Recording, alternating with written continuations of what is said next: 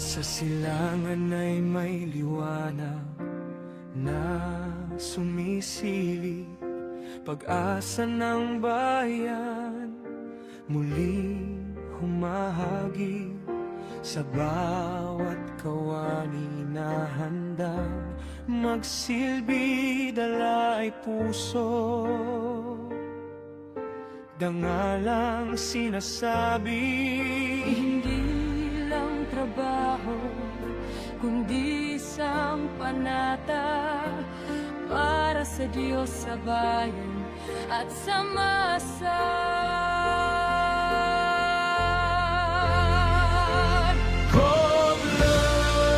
Govlearn, tanglaw ng paglilingkod, gabay ng bayaning lingkod bayan.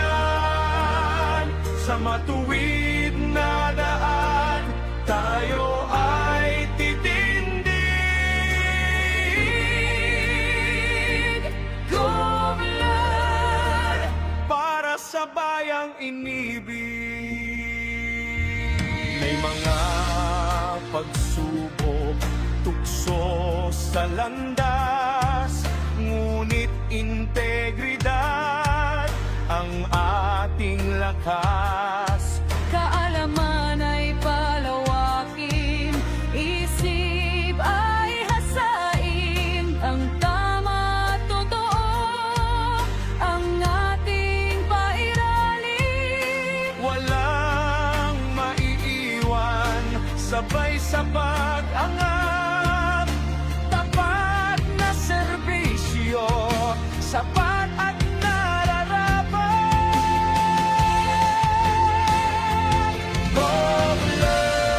Govlearn, tanglaw ng paglilingkod, gabay ng bayaning lingkod bayan.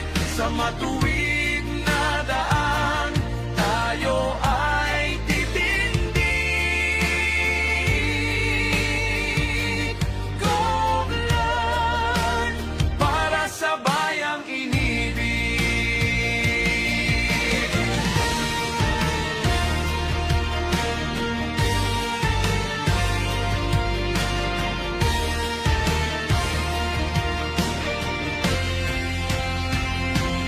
Ang lingkod bayan ay hindi lang pangalan. Ito ay dugo, pawis at karangalan. Bawat pirma, bawat pasya, bawat galaw ay alay sa Pilipinong uhaw.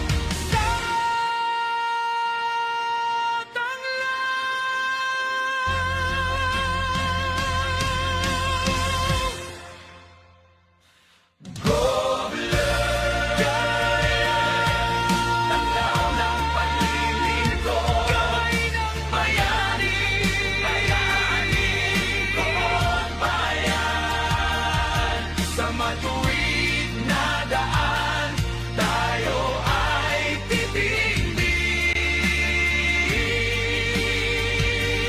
Govlearn, para sa bayang inibig. Govlearn, para sa bayang inibig.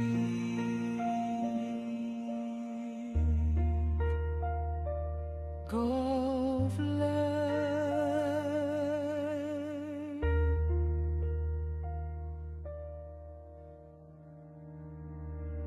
Welcome to govlearn.ph. This is a learning space for people who serve, people who plan to serve, and people who want to understand how public service really works. Dito, pinag-uusapan namin ang rules, systems, skills, and decisions. Hindi lang concepts, totoong trabaho, totoong lessons, totoong pananagutan.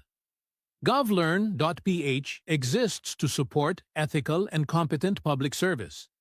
Naniniwala kami na learning protects people, learning strengthens institutions, learning improves service. Salamat sa pagiging bahagi ng sesyon na ito. Makinig tayo, Matuto tayo. Maglingkod tayo ng mas maayos. Paalala sa mga manonood. Ang mga pananaw at opinyon ng host at panauhin ay sarili nilang mga pahayag at hindi kinakailangang sumasalamin sa opisyal na posisyon ng govlearn.ph o ng kanilang kinabibilangang ahensya. Ang talakayan ay para sa pagkatuto at pag-unawa. Pinapayuhan ang mga manonood na gumamit ng wastong pagpapasya. Magandang hapon po sa inyong lahat. Ayan, ayusin ko lang po ang ating, ayan. Okay po. Magandang araw sa inyong lahat, mga kababayan. Welcome to govlearn.ph Women's Month Special. Ngayon po, nasa ika-4 na episode na po tayo ng Women's Month Special po natin. This is Lingkod Bayan Unfiltered, usapang totoo sa serbisyo publiko. Walang script, walang paligoy-ligoy, walang press release. Dito, hindi lang natin tinitingnan ang posisyon, kundi ang mga desisyon, proseso at aral sa lingkod, sa paglilingkod at aktual na serbisyo. Kasama natin ngayon ang isang lingkod bayan na may malinaw na pananaw sa trabaho at pananagutan. Ang atin pong makakapanayam ngayong hapon ay isang eksperto na nasa sentro ng isa sa pinakamahalagang reforma sa procurement ng bansa. Kasama natin ang isa sa pangunahing utak ng paghubog ng implementing rules and regulations ng RA 12009 o ang New Government Procurement Act. Siya rin ay isang GPPB recognized trainer na aktibong nagtuturo at gumagabay sa tamang pagpapatupad ng procurement law.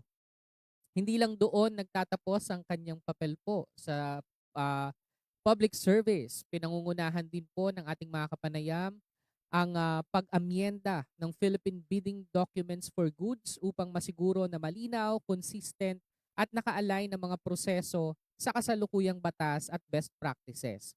Sa kasalukuyan, siya ang nangunguna sa Technical Support Office sa pagbuo ng mga guidelines para sa iba't ibang procurement modes, pati na rin sa ibang mahalagang polisiya para sa implementation ng RA 12009. Bilang handling officer ng Green Public Procurement, siya rin ang nagdadala ng sustainability sa procurement ng gobyerno. Kasama rito ang pakikipagtulungan sa World Bank para sa pagbuo ng Green Public Procurement Standard, Operating Procedures Manual. Isang mahalagang hakbang para gawing mas responsable at environment-friendly ang mga proseso sa gobyerno. Mga kababayan, mga kalingkod bayan, Attorney 3 ng GPPB TSO, Attorney Shan Tanaka Montefrio. Magandang hapon po, Attorney. Hello, magandang hapon po, Doc Ron. Magandang hapon din po sa lahat ng ating mga manonood. Ayan po, meron po ba kayong mga gustong batiin muna bago tayo magsimula? Siguro mamaya magpapasalamat na lang po ako. Pero siguro sa umpisa gusto ko lang pong batiin yung mga ating mga manonood na interesado po sa sa procurement law or sa proseso ng procurement, proseso ng pagbili at sa ating sa aking mga kilala na sumusuporta at nanonood sa aking pamilya at mga kaibigan. Ayan, maraming salamat po. Attorney, bago po ang usapang procurement, maaari po ba ninyong ibahagi kung paano nagsimula ang inyong journey sa public service at sa larangan ng government procurement law? Well, actually, nag-start yung government service ko yun talaga is yung year 2017. So, nag-umpisa po ako sa Senate Electoral Tribunal. So, noong during the election protest of then Senator Tolentino against Senator De Lima. So, yung time din na yon, since medyo bago din po yung election protest nung kay then na president na natin ngayon si President BBM against former Vice President Leni Robredo. So lumipat po ako sa Presidential Electoral Tribunal ng Supreme Court of the Philippines. So yun yung mga umpisa ko na paglilingkod sa publiko. Although hindi pa ako hindi pa ako plantilla worker or hindi pa ako kumbaga tinatawag na regular employee ng gobyerno. So I was also a working student then. So habang nagtatrabaho ako sa Supreme Court noon is nag-aaral din po ako ng pag-abogasya sa Arellano Law University. So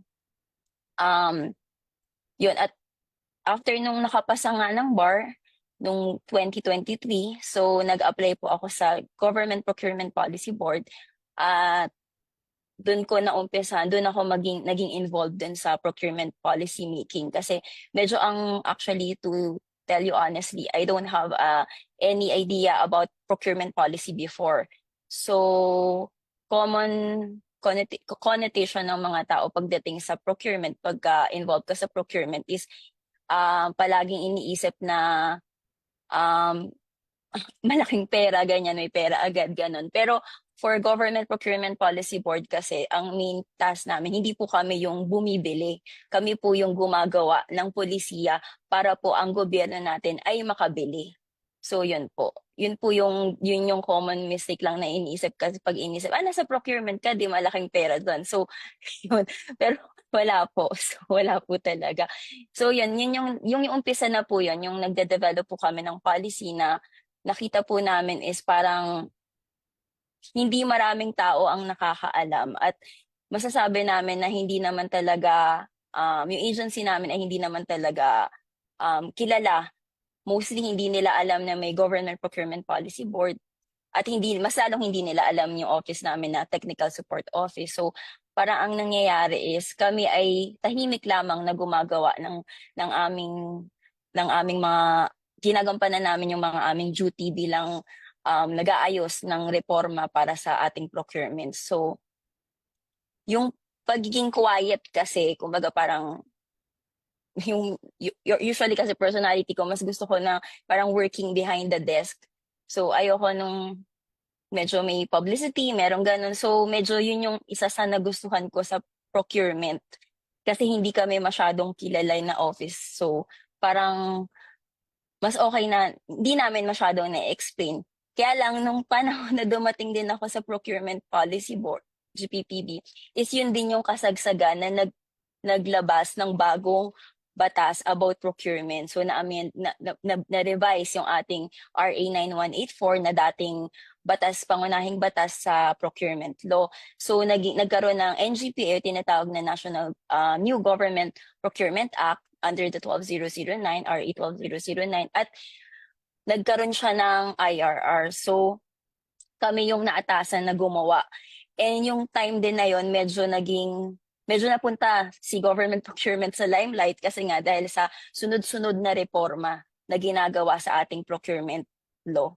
So kaya yun medyo umingay ng konti lang naman si GPPB at unti-unti naman na kahit papano ay nakilala din sa ibang ahensya. So dati pag tinanong ano yung GPPB, laging ganun. So ngayon medyo may konting awareness na kung sino si GPPB. So yun lang, kaya natuwa na naman din ako at unti-unti na nagkakaroon ng malalim na pangunawa or pagkakilanlan ang ating mga government agencies at the same time mga private mga civilian kung ano yung GPPB at ano ang talagang procurement law or ano yung procurement.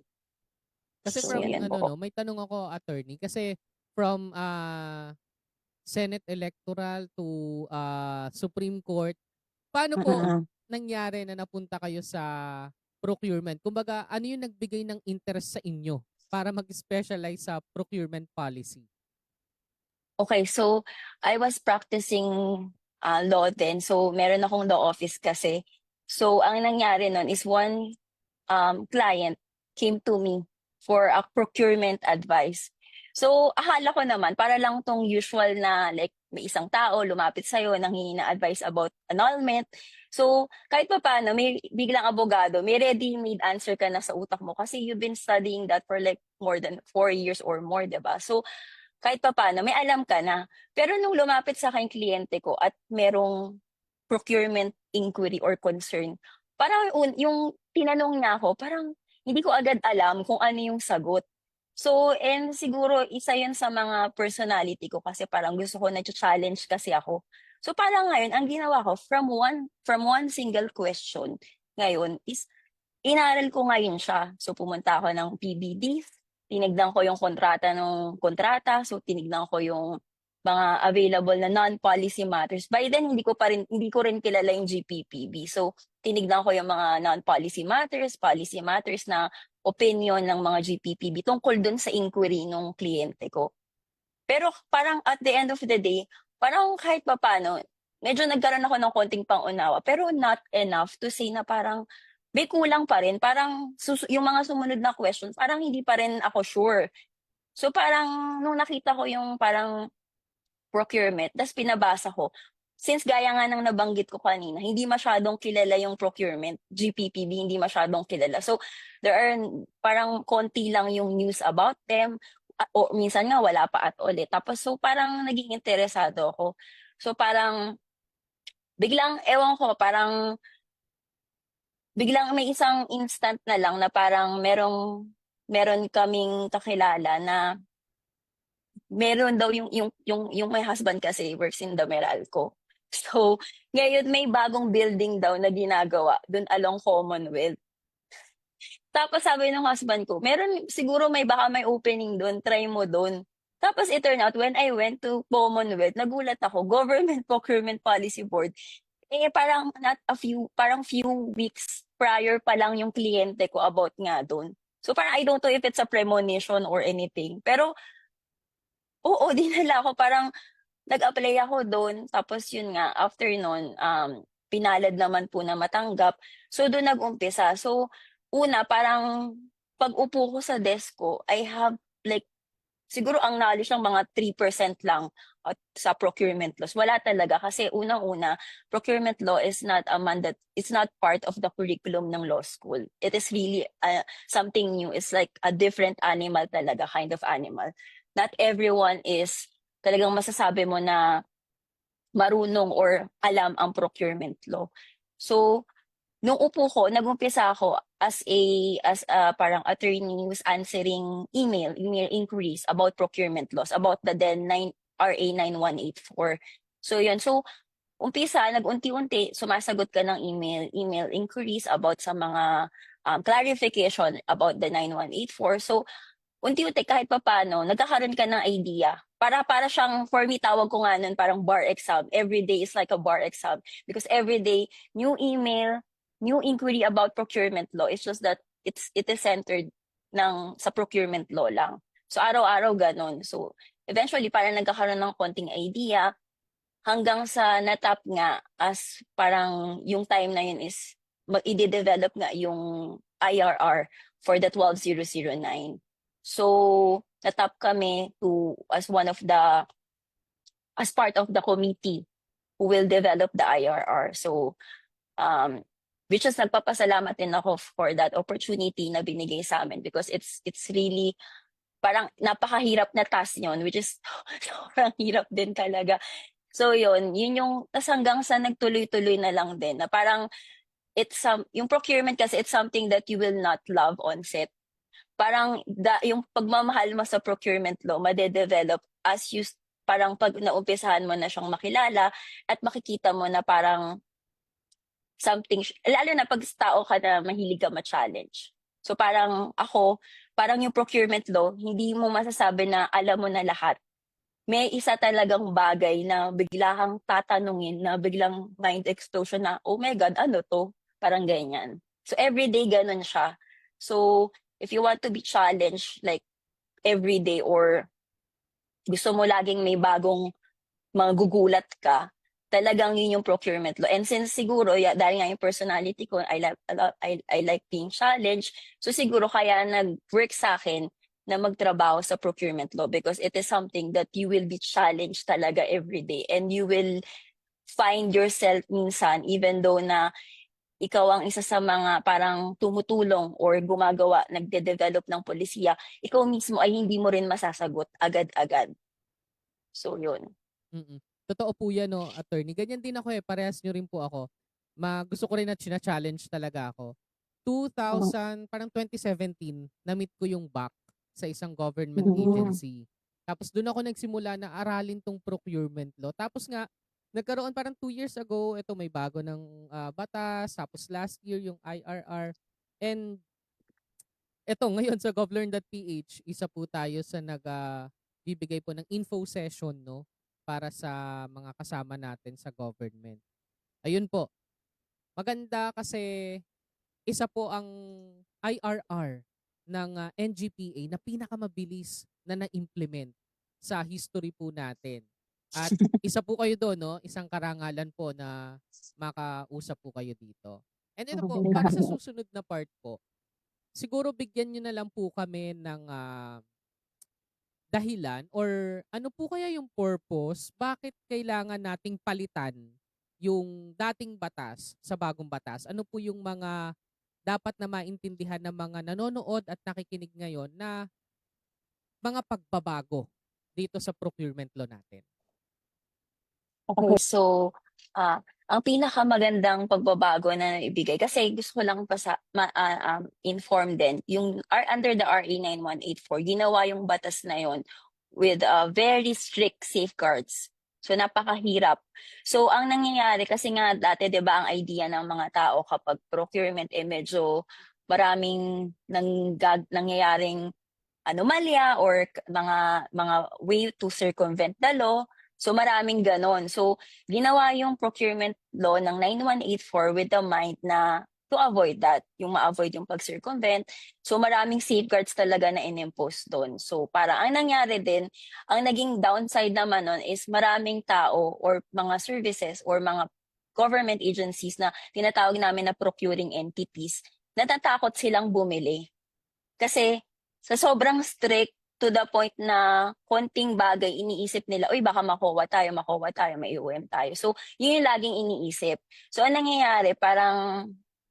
nangyayari, yung serbisyo na hinihintay ng ating bayan or ating mga kababayan is laging delay. Tapos plus yung timeline pa noon is sobrang haba din talaga. So, medyo hindi nasusunod, minsan hindi pa nasusunod yung timeline, minsan nadadagdagan. So parang gaya nga ng isa sa mga lead framer ng IRR, si DES Denny Santiago, sinasabi niya, a procurement delayed is a service denied. So pag meron tayong yun, sinasabi lagi ni DES Denny Santiago. So pagka may delay sa pag-procure ng mga bagay, gawa nga ng medyo mas magulong proseso or medyo mahirap na proseso, nadidelay din yung serbisyo na naibibigay natin sa ating mga kababayan. So yun yung unang, yung sa RA 9184 na gusto nating solusyonan sa 12009. So sa 12009, ang isa sa mga tinatawag namin na salient features niya is, number 1 is yung timeline niya is mas pinaiksi. So mas maiksi yung timeline ng pag-procure kasi nga para yung serbisyo is mas mapaabot ng mas mabilis sa ating mga kababayan. So number 1 yun. So pangalawa is yung ating modes of procurement. So dati-rate, competitive bidding, yun ang main mode. So kapag gusto mong gumamit ng ibang mode ng procurement or ibang way para makapag-procure, kailangan mo munang i-justify na ito kasi kailangan. Pero with the RA 12009 is, na siya, kailangan na siyang, pwede ka nang gumamit ng kahit anong mode, depende sa iyong pangangailangan. Kaya yung tinatawag natin na fit for purpose approach is at saka proportionality is according sa pangangailangan mo. So, kapag may mga bagay na kailangan mong mabilisang mabili, so hindi mo na kailangan i-justify kung bakit hindi ka magko-competitive bidding. So yun, kasi lahat sila is equal footing na. Lahat sila is pantay-pantay na. Pwede mong gamitin ang isa. Hindi ka precluded to use one as long as magpo-fall siya sa conditions and thresholds mo. So yun yung mga safeguards still there, but yun nga, isa yun. Tapos ang pangatlo, so bigay lang ako ng 3 kasi marami talaga. So the third salient features is of course yung tinatawag natin na award criteria. So before, ang sa RA 9184 is yung award criteria natin is the LCRB lang, yung lowest calculated and responsive bid. Meaning, kung sa competitive bidding, kung sino yung mag-o-offer ng pinakamura is siya ang mananalo, siya yung mabibigyan ng contract, 'di ba? So ngayon, meron na tayong bagong criteria. So may dalawa tayong dinagdag, yung MIRB na tinatawag, most economically advantageous and responsive bid, and the most advantageous and responsive bid. So yun yung dalawang na bago. So ang difference nito is hindi na lang natin tinitignan yung price criteria. So dito sa MIRB and MARB, yung sa MIRB, tinitignan natin dalawa. So yung price and yung quality. So dun sa MARB is yung quality. So, syempre tinitignan natin kasi nga parang ang nangyayari dun sa noong dati, 'di ba? Maliban sa mahaba na yung procurement process mo, tapos pag nabili na sa'yo, pag naibigay na yung mga bagay, ang nangyayari mura pero ang tanong, quality ba? 'Di ba? So usually kasi ganun nangyayari, laging bumibili tayo ng mura pero hindi natin nakikita in the long run, mas mahal pa pala siya kasi madali lang din siyang masira. So yun, dito sa ating bagong award criteria, makikita natin na hindi lang yung price lagi ang basehan, kundi pati yung quality ng proyekto. So kung hindi man yan ang pinakamahal, hindi man yan ang pinakamura, pero yan ang pinakamaganda yung quality niya, then pwede yun ang mabigyan natin ng award or ng contract. Correct. So Ano- yun yung... Yes po. Go ahead. At totoo po yun, ano? 3 lang po ang binigay ni Attorney Shan. Marami pa po yan. Para po ma-view po ninyo at ma-download yung mismong full document ng IRR, visit nyo lang po ang Facebook page ng GPPB TSO. Naka-featured po, naka-pin po doon sa page po nila. Pwede nating i-download yung IRR. And attorney, may nag-comment dito. Oh. Agree po, attorney. Very important ang may knowledge ng RA 12009, lalo na sa mga accountant kasi mahirap magkamali ng pagbayad. Ayun. Yes po. Totoo po. Ang dami pong nanonood ngayon. Okay po. Dito po sa practical guidance for government employees po. Para po sa mga back members at implementing offices po. Ano ang pinakamahalagang prinsipyo na dapat tandaan sa procurement process?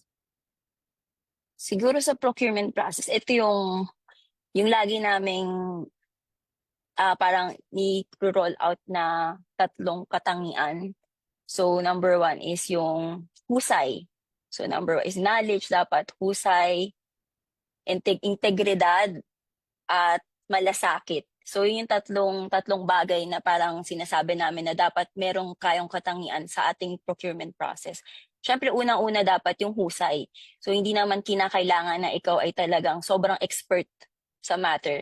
As long as you have the parang knowledge on how you can effectively and efficiently follow the procurement rules and procurement law, then siguro ay magagawa mo ng maayos yung pag-procure. So pangalawa, yung integridad or yung integrity. So, syempre, sa pag-procure mo, sana kung may ganito ka is lagi ang naiisip natin ay yung kung paano natin magagawa at magagastos ng tama ang pera ng ating bayan. Kasi yun din yung isa sa pinakaano kasi din why procurement really matters, because this is not just, hindi lang yung pagbili ng isang gobyerno ang tinitignan natin, tamang pangbili. Kasi kailangan din nating protektahan ng ating yaman ng gobyerno. Kumbaga yaman. Kasi pera, hindi lang pera ng gobyerno, pera natin yun. So we have to ensure na kapag ang back is merong husay, integridad, then alam natin na yung pera na kanilang pinambibili ay mapupunta sa tamang pamamaraan or nagagamit ng maayos. At finally, yung pangatlo is yung malasakit. Kasi kung ikaw ay may malasakit ka, hindi lang sa ating bayan, kundi sa ating kapwa na ating siniservisyohan, and di alam ko na maaayos natin na magagamit natin ng tama yung mga binibili natin at ginagawa natin yung tamang paraan para sa pagbili na yon. So yung tatlong yun, malasakit, husay, at integridad para sa maayos na pag-procure or para mas maayos na pagsunod sa procurement law and process. Mm-mm.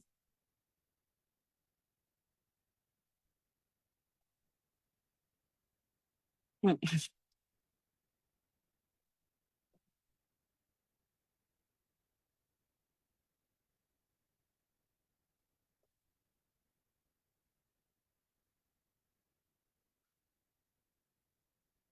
Mm-mm.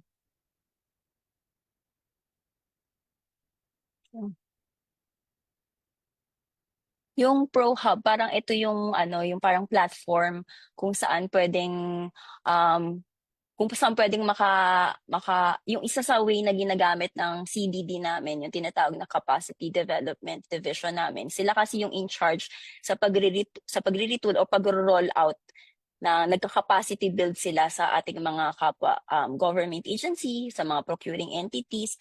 So ito yung platform na ginagamit ni CDD sa pag pagde-disseminate o pagkakalat ng impormasyon o ng knowledge or dun sa ating mga kapwa na procuring entities or government agencies.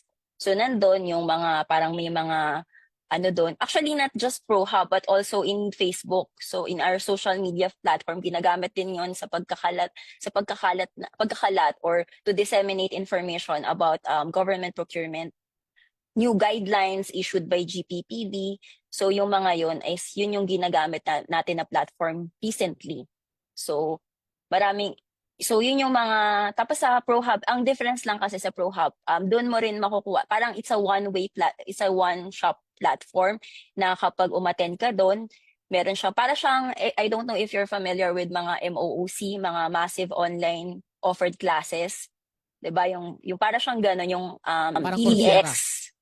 Oo. Parang, Coursera. yes, parang Coursera, yes. Para siyang ganon. But it's just that it's focused on procurement, mga training na in-offer ni GPPB, ni GPPB. So, doon mo na rin makukuha yung iyong certificate. Makukuha mo na rin yung iyong certificate doon sa ProHub din. So, parang one-stop shop siya para sa training ng procurement laws.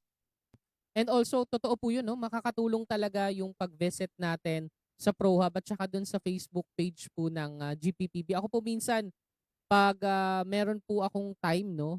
Nanonood ako ng mga free video. Pwede po kasi natin siyang ma-view, no? Kahit na hindi ka mag-request, andun na eh. Di ba? Papanoorin mo na lang. Papanoorin mo na lang, no? So, yun po.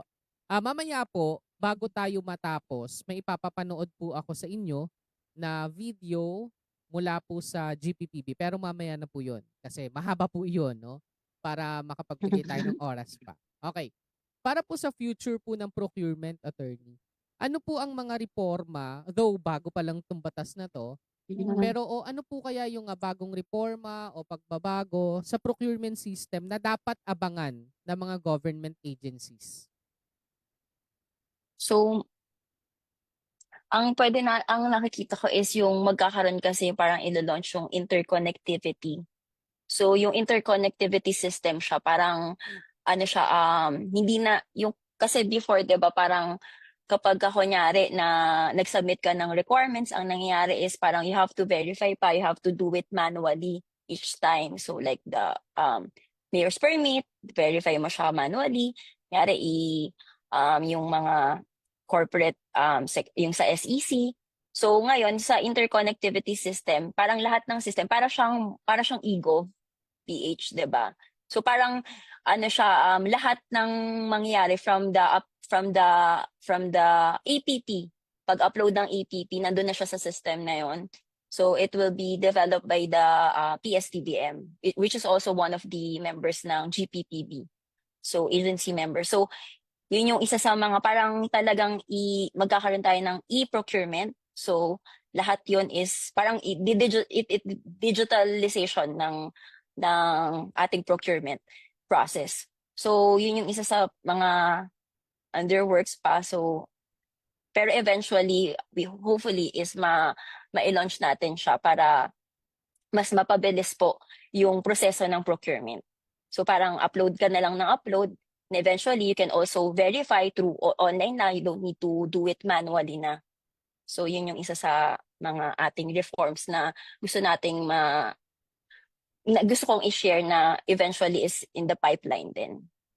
sobrang ganda po nun ano, kung magkakaroon nga ng gano'ng, platform 'no, para lahat na andun na, hindi na nga magdo-double check, hindi na tatawag pa sa kung saan-saan para ma-verify 'no, nasa isang, platform na lang. Ang ganda po niyan and looking forward na soon ma-launch natin yung mga ganyang platform. Okey po. Attorney Sean, kung si Tito Boy po meron pong, fast talk, kami po dito sa Lingkod Bayan Unfiltered meron po kaming quick fire. May 3 question po kami na tatanungin po at, hindi naman mabilisan pero masagot po ng, nasa puso ninyo. Okay. One word to describe public service. Hmm, duty. Duty. Yeah, duty. Parang explain ko ba or ganun?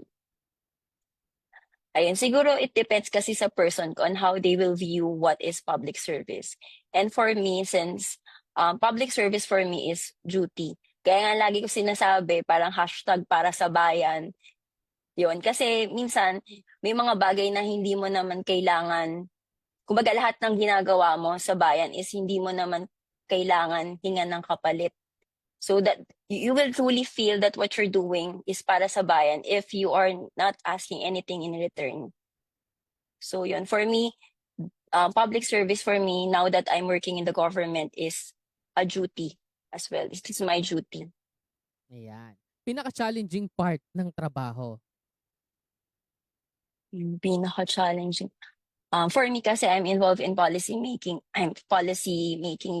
Siguro pinaka-involved, pinaka-mahirap na part is yung to harmonize contentious issues or yung lalo na pag merong competing interest. So, 'di ba? Parang kapag ikaw parang policy making, you have to harmonize yung competing interest ng dalawa. So, you have to put stricter measures. Pero at pag ginawa mo yung medyo stricter measures, the procuring agency would mean that the procuring agency would have a hard time implementing. 'Di ba? So you have to balance, you have to know when to strike. Yung parang you have to strike the correct amount of balance bilang policy maker ka. So hindi kailangan laging balance, hindi pwedeng mas mataas yung isa or mas mataas yung isa. So minsan medyo mahirap siya kasi laging may magrereklamo talaga. Laging may magrereklamo. Hindi pwedeng wala. Like, naku attorney, bakit may canvassing to? Eh di di mabilis ma-procure, matagal, parang ganyan.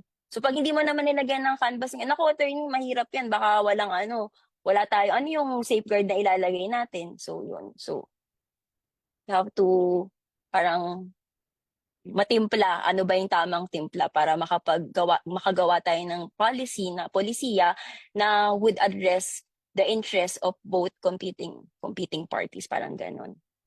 So Correct. yung challenging talaga. Oo, challenging talaga siya. Ang hirap po nun. Okay. Pinaka-fulfilling part ng trabaho. Siguro, pag merong positive impact dun sa, yung kumbaga parang merong positive na nangyari dun sa ginawa mo na polisiya pero ako talaga, initial talaga, siguro pag fulfilling sa akin yung guidelines or policy na nagawa is na-approve ng board. Parang for me, yes, tapos na, parang ganon. Pero ang pinaka dun, hindi kasi dun sa approval of the board natatapos. Parang ang pakiramdam ko, mas fulfilling sa akin is kapag kunyari nakita ko na yung policy na tinulungan mong magawa or isa ka sa mga tumulong na gumawa ng polisiya na yun is nagagawa or naa-apply ng maayos. At may mga positive feedback ka na naririnig na, ay, ang ganda nung pagkakagawa nitong polisiya na to, mas malinis, mas malinaw, at medyo mas nasasagot yung mga dating tanong na hindi na nahirapan i-implement. So ngayon mas maayos na siyang nagagawa. At pangalawa is nakakatulong, yung polisiya na yun is nakakatulong din sa ating bayan. Like for example with the Sagip-Saka, so the negotiated procurement under the Sagip-Saka law is ang pinaka main na gusto mong tulungan dito is yung ating mga kababayan na mga fishermen and farmers and fisher folk. So nakikita mo na itong polisiya na to, hindi lang siya basta-basta polisiya sa pag-procure, kundi meron din siyang patutunguhan na may taong makikinabang dito sa polisiya na to. And yun yung isang bagay na parang masarap din sa puso na maisip, parang ganun po. Sobrang ganda po nun, ano? Challenging pero at the end of the day, di ba? May natutulungan at may magpapasalamat talaga sa mga nagawa natin na ganito, no? Ayan po, attorney. Tayo po ay patapos na. As much as I want to extend po, pero meron po tayong time limit lang, no? Kung may isang mensahe po kayo na gusto po ninyong maiwan sa publiko tungkol sa serbisyo publiko, ano po iyon? Um, Siguro yun lang, parang kapag if you are in public service, siguro isipin lang lagi kung ano yung bagay na makakatulong sa ating kapwa. Na parang you're doing this not expecting anything in return. Parang you just do what you think is right. And of course, with integrity pa rin dapat always. Ang ganda po niyan. And para po sa mga nagko-comment po at nagtatanong po, hindi po ito webinar, okay? Kasi nagre-request sila ng certificate. Opo. Ito po ay ano lang po, interview natin kay Attorney Shan, ano? At sa mga nagtatanong po ng technical, pwede po tayong i-message, pwede nyo pong i-message directly ang GPPBTSO para po masagot po kayo. Yan, sa mga technical questions po natin dyan sa comment section. And tomorrow po, ang makakasama po natin ay si Attorney Michelle Frances Paredes, Director 4 ng COMELEC. Makakasama po natin bukas. And ito po yung last episode natin for Women's Month special po natin. Again, Attorney Shan, maraming salamat po sa oras po ninyo and pagbabahagi ng insights. Maraming salamat din po, Doc Lydia. Tapos magpapasalamat lang po ako. Yun, papasalamatan ko lang yung aming officer in charge, si Attorney Deputy Director General Sofia Yanto Abad. So isa po siya sa nagbigay sa akin ng parang parang pinayagan niya ako to appear here. So OIC Pia, hello po. Yan po. Attorney Sofia, maraming salamat po. And hopefully po, sana po pinagdadasal ko rin no, maging bahagi tayo ng recognized trainers no, ng GPPB. Sayang, hindi ako nakaabot nung last time. Ayan po. Ayun po. Sana po next time po. Kasi kailangan din po talaga natin ng mga recognized trainer para sa ating capacity building. So, lalo na ngayon pala, isa rin pala, additional lang, alam kong on time na tayo, professionalization is also part of the salient features of the NGPA. So, yun nga. So, yun. Kasi kailangan talaga natin ng mas maraming tao na magtuturo ng what is procurement law para lang din is mabawasan ang mga hindi nakakaalam sa procurement law at magabayan ang ating mga procuring entity sa tamang proseso ng pagbili. Ayan po, sobrang ang daming insights at ang daming mga bagong kaalaman ang nalaman ng ating publiko. Again, kapag may questions po kayo at may gusto kayong subaybayan no, sa mga videos and documents na kailangan ninyo sa procurement, just message GPPBTSO or visit nyo lang po ang kanilang Facebook page. Ayan, maraming salamat po ulit, Attorney Shan. Salamat po, Doc Ron. Thank you po. Ayan, sa Lingkod Bayan Unfiltered, hinakita natin na ang serbisyo publiko ay hindi lang posisyon, kundi araw-araw na desisyon. Maraming salamat po muli kay Attorney Shan ng GPPBTSO sa pagbabahagi ng oras, karanasan at pananaw at kay Attorney Sofia sa pag-allow po kay Attorney Shan. At salamat sa lahat ng nanood hanggang sa susunod na Lingkod Bayan Unfiltered bukas dito sa govlearn.ph, usapang totoo, serbisyong may pananagutan. Maraming salamat po. Paalam.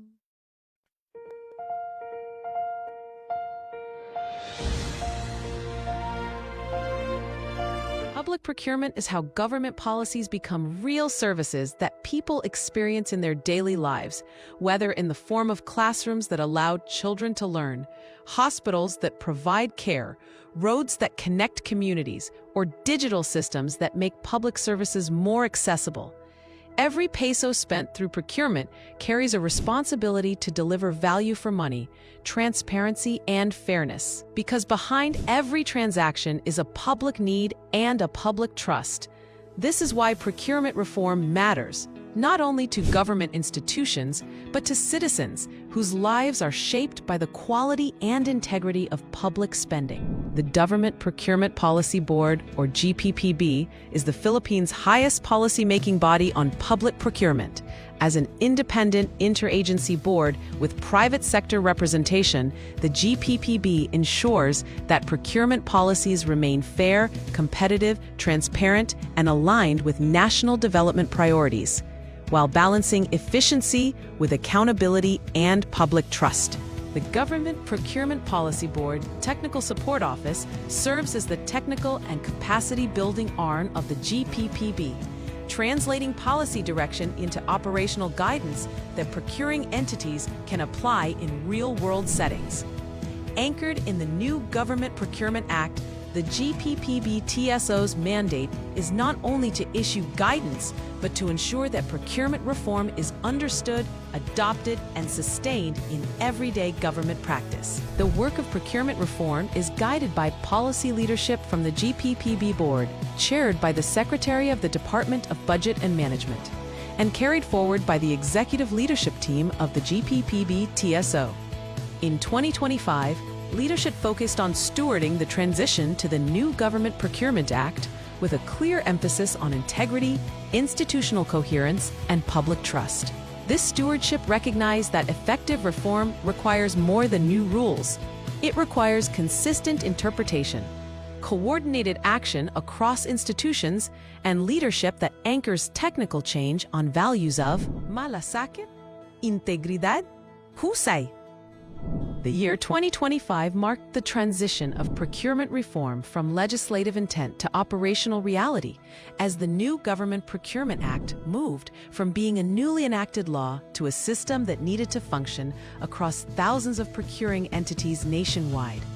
The challenge was not simply to issue rules, but to ensure that these rules were usable, consistent, and responsive to operational realities, allowing agencies to continue delivering programs and services without disruption. As a lean organization tasked with national reform, the GPPB TSO adopted an impact-oriented strategy map to focus its efforts on reforms that deliver system-level outcomes rather than isolated outputs.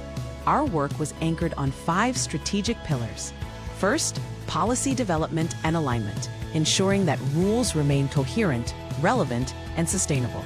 Second, competency-based professionalization, moving beyond training counts to building real professional judgment among procurement officers. Third, data-driven procurement health monitoring, using data not just for compliance, but for evidence-based improvement. Fourth, performance and compliance assurance, strengthening accountability and oversight. And fifth, stakeholder-centered service excellence, ensuring that agencies are supported, not merely regulated. The policy and reform milestones of 2025 are focused on making the new Government Procurement Act operational and usable for procuring entities nationwide.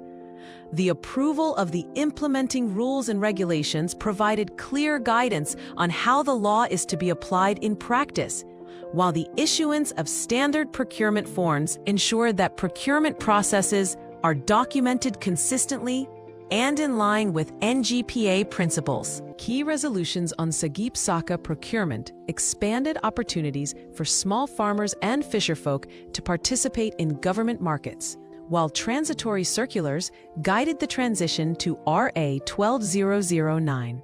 Together, these reforms ensured that procurement modernization was anchored not only on policy intent, but on practical tools that agencies can use with confidence. In 2025, the Philippines strengthened its role in regional procurement reform by hosting the East Asia and the Pacific International Public Procurement Conference, which showcased the country's NGPA reforms and lessons learned to international partners and practitioners.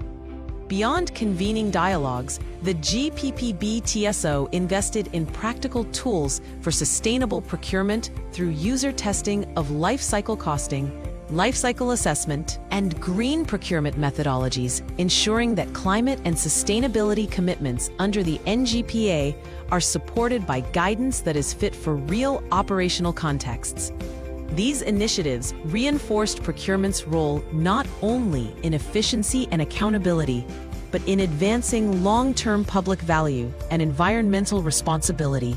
Recognizing that policy does not implement itself, the GPPB TSO made the NGPA Caravan the centerpiece of its 2025 implementation strategy. Rather than relying solely on centralized trainings, the office brought NGPA learning directly to agencies and institutions across the country, engaging implementers, oversight bodies, and stakeholders in their own operational contexts. The Caravan was designed as a multi-level engagement framework that raised public awareness, aligned oversight institutions, upskilled procurement practitioners, and mobilized trainers and subject matter experts. The NGPA Caravan was rolled out in 4 waves. First wave, national government agencies to stabilize policy interpretation at the center. Second wave, local water districts to test application in infrastructure-heavy environments. Third wave, local government units where procurement reform directly affects frontline service delivery.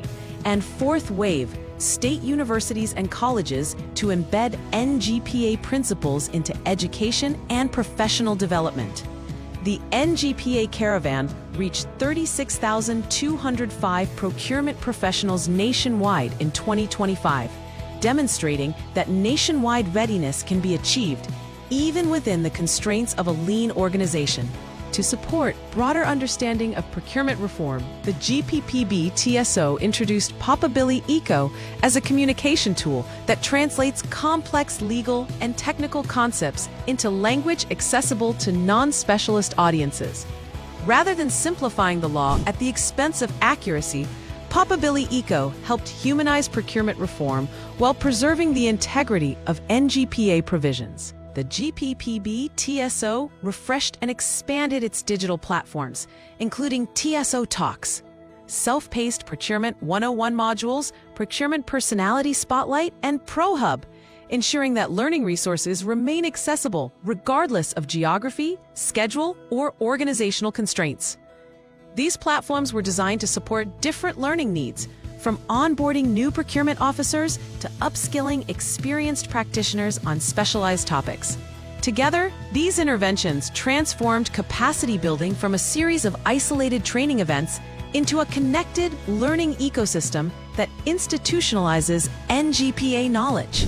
Alongside nationwide reform efforts, the GPPB TSO also invested in strengthening its own organization. Through leadership retreats and focus group discussions, the office aligned teams, surfaced operational gaps, and strengthened internal systems and decision-making processes to ensure readiness for reform at scale. These internal efforts reinforce the principle that sustainable reform requires institutions that are not only technically capable, but also cohesive, reflective, and grounded in shared values. The work ahead is not defined by speed, but by consistency, by sustaining gains throughout the transitory period, deepening professionalization, strengthening digital and data tools, and maintaining public trust and audit confidence. Procurement reform under the NGPA is not a one-time project, but a long-term system transformation that requires continued stewardship, collaboration, and shared responsibility across government. This is the work of the GPPB TSO, and this is how we build an NGPA-ready Philippines.